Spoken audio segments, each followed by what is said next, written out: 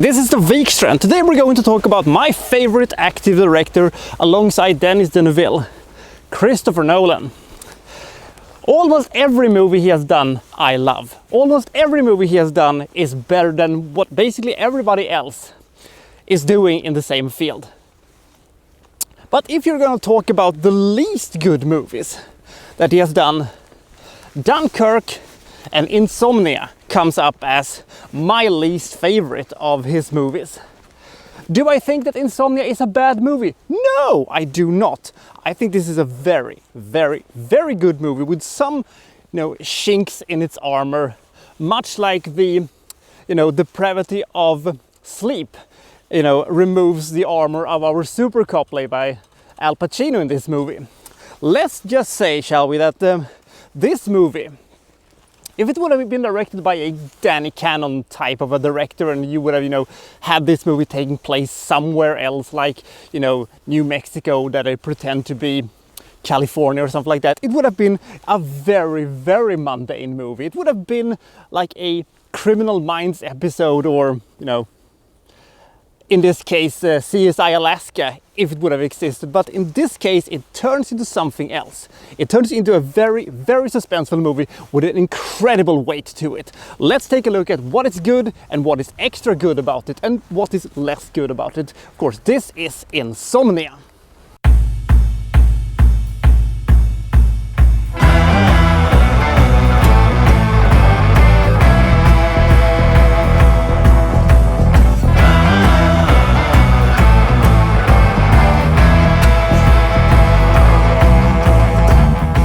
Will Dormer, played by Al Pacino, is a very sought-after murder investigator. He's very good at his job. He has come to a small Alaskan town from LA to investigate the murder of a local teenager.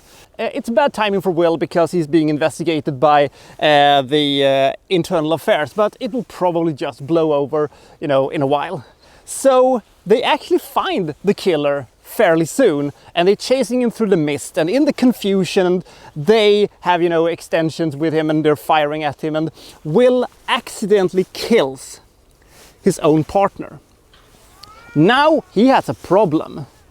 He must have to hide evidence that he is the one that killed his partner, and he also has to try to find the killer, and he also has to try to get some sleep, because this is during the time in Alaska when the sun never sets, and he is deprived of sleep, and he cannot function as a human being anymore, and the stakes just keep getting higher and higher and higher, especially since a certain person that will show up later in this movie knows all about it and is starting to blackmail good old Will here. So is Al Pacino going to survive this one? Are they going to capture the killer finally? We shall see. One thing about this movie is that they went the David Lean route with making this movie, because the scenery is so big and it is so impressive and cinematography is so amazing that you're kind of forgetting that this is a rather mundane murder thriller basically, and cop movie. Sure, there are side plots and plot devices in this one that makes it a little bit different than your usual cop movie, but for all intents and purposes, this movie does feel a bit predictable. And once you realize who the killer is and what his motives are and what he knows about the entire thing in the mist, you kind of guessing where this one is going, even though you're gonna have a lot of fun on your way to the a bit predictable ending. Al Pacino is very good in this one. Robin Williams, who plays a local author with some special knowledge about the murder victim, plays one of his most complex and one of his most interesting characters he's ever played, actually. I'm not a huge Robin Williams fan, but I think this is one of my favorite of his roles, actually. Hilary Swank, she's of course great, she always is, and as I said, the cinematography is absolutely top-notch. The movie has some, minor problems, and they have some stuff that is a little bit too unbelievable that you kind of roll your eyes at.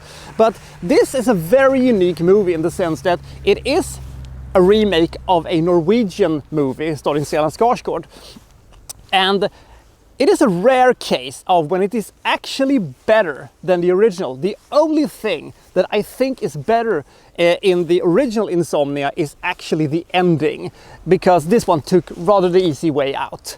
Should you see this movie? I think you should. It is a very, very good cop thriller. It's a very good murder mystery, even though the, mystery of it is kind of played down.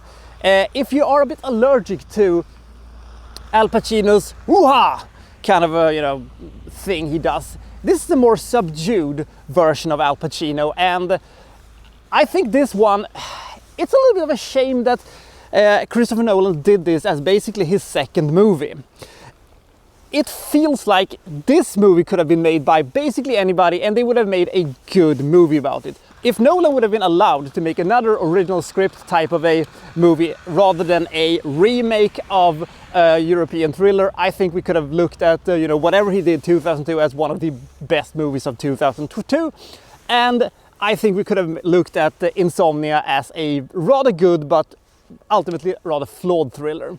Also, I would have preferred a little bit less drama in my thriller, but there you go. In the end, Insomnia is a very impactful, very suspenseful and very well played thriller, and what more can you ask for? This movie gets 77 points. It is a very good movie. It has some flaws into it, but the scale of the movie and the scope of the movie, everything looks absolutely gigantic.